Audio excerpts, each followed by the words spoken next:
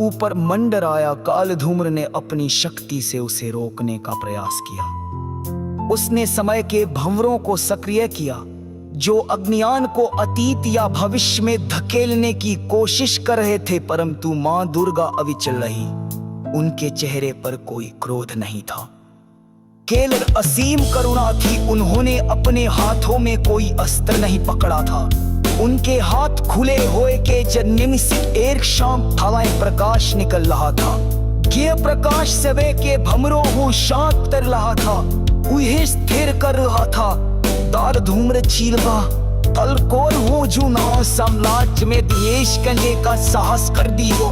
मैं समय हूँ, मैं है चीज में खा जाता हो। मैं हर अवस्थित हो में कहा देता हूँ। मार तुम काहे वार्य ब्रह्मांड में उड़े हैं। मैं समय की शैनी हूँ, मैं वगंतगार हो। ओ समय इस समय का कहर, ओ बेवंतन का पोष में उधे। हुरहुश शायर समता का फैल है जो नाश मारो। उन्होंने हथना हाथ उठाया और के कलम प्रकाश कौन जिताने हो में की कोर पर ये प्रकाश हुई वो नाशकारी हुर जानकी से। ये करुणा फल प्रकाश था जो हरिशन की सुन्नता को उजागर कर रहा था, जो जीवन के चक्रिय सुहा को दिखा रहा था।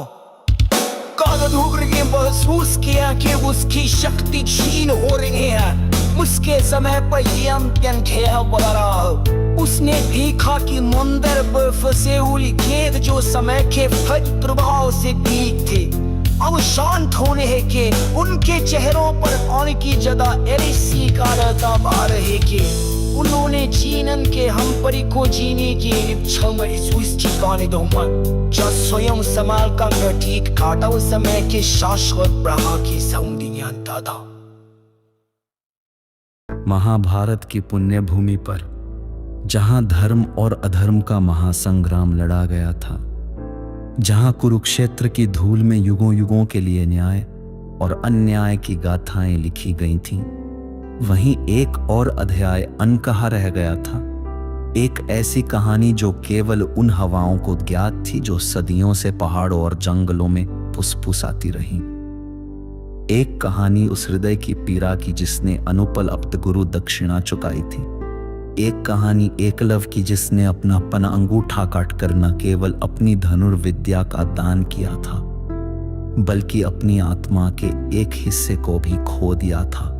उसका शरीर तो उसके भीलों के राज्य में वापस लौट गया था, जहां उसने अपने पिता हिरण्यधनु की मृत्यु के पश्चात शासन संभाला था, परंतु उसकी आत्मा, उसका धनुष चलाने का वो नैसर्गिक कौशल, उसकी वो अद्वितीय एकाग्रता जिससे वो शब्दवेदी बाण चलाता था, वो सब अधूरा रह गया था।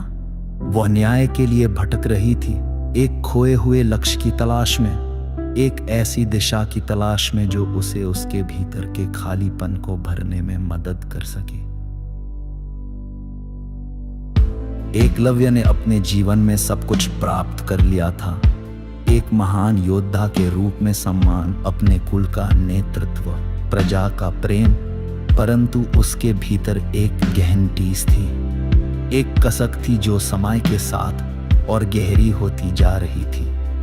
वो टीस थी उस अपमान की, उस अन्याय की जो गुरु द्रोण ने उसके साथ किया था।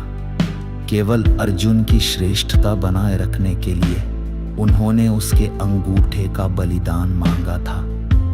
एकलव्य ने सहर्ष दे दिया था क्योंकि गुरु की आज्ञा सर्वोपरि थी, परंतु उस त्याग के बाद भी उसे वो पूर्णता नहीं मिली थी जिसकी उसकी आत्मा को लालसा थी।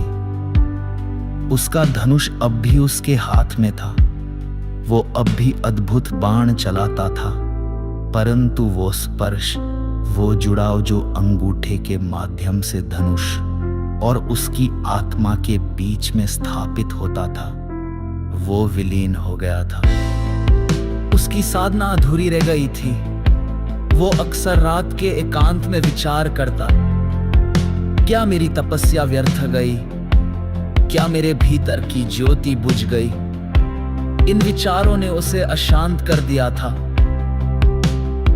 उसका मन न्याय की गुहार लगाता था, ना किसी से प्रतिशोध लेने के लिए, बल्कि अपनी साधना की पूर्णता के लिए, अपने अनकहे तप के लिए। उसकी यह अशांति उसे घने जंगलों में खींच ले गई, जहां मानवीय पदचाप भी दुर्लभ थी। वो अपने राज्य का त्याग कर चुका था। अपने छोटे भाई को राज्यभार सौंपकर वह एक अज्ञात यात्रा पर निकल पड़ा था। उसका लक्ष्य स्पष्ट नहीं था, केवल एक आंतरिक पुकार थी जो उसे किसी अदृश्य गंतव्य की ओर धकेल रही थी। कई दिनों तक वो बिना भोजन, बिना आराम के भटकता रहा। उसका शरीर क्षीण हो गया था, परंतु उसकी आत्मा की अग्नि और प्रज्वलित हो रही थी। एक दिन वो एक ऐसे स्थान पर पहुंचा जहां प्रकृति की ऊर्जा चरम पर थी। ये एक प्राचीन शक्ति पेट का अवशेष था, जिसे समय और प्रकृति ने अपने आंचल में छिपा रखा था।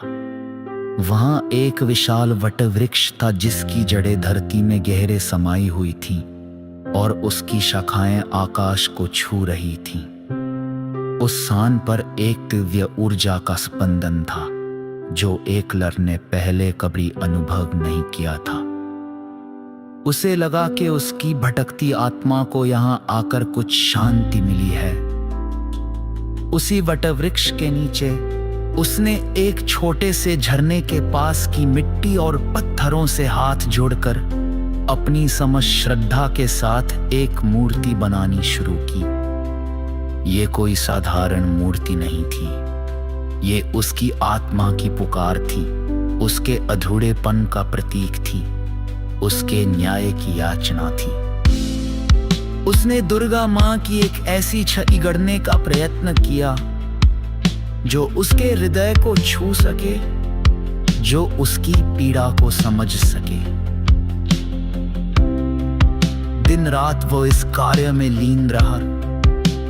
उसके हाथ मिट्टी से सने थे, उसका माथा पसीने से भीगा था, परंतु उसके मन में एक ही धुन थी, मां दुर्गा की कृपा प्राप्त करना।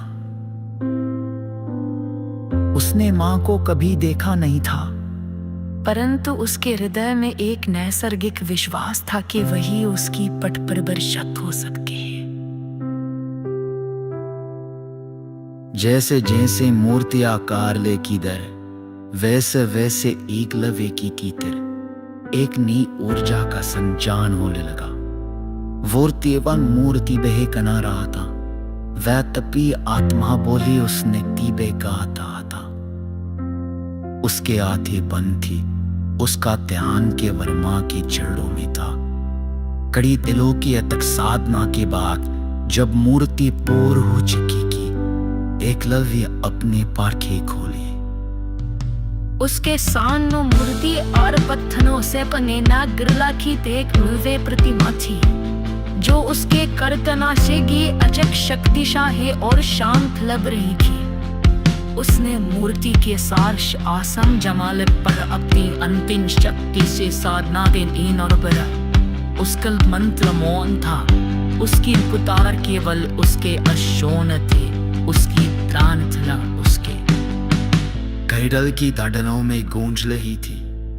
उसने आकी सारी देरा अपना सारा।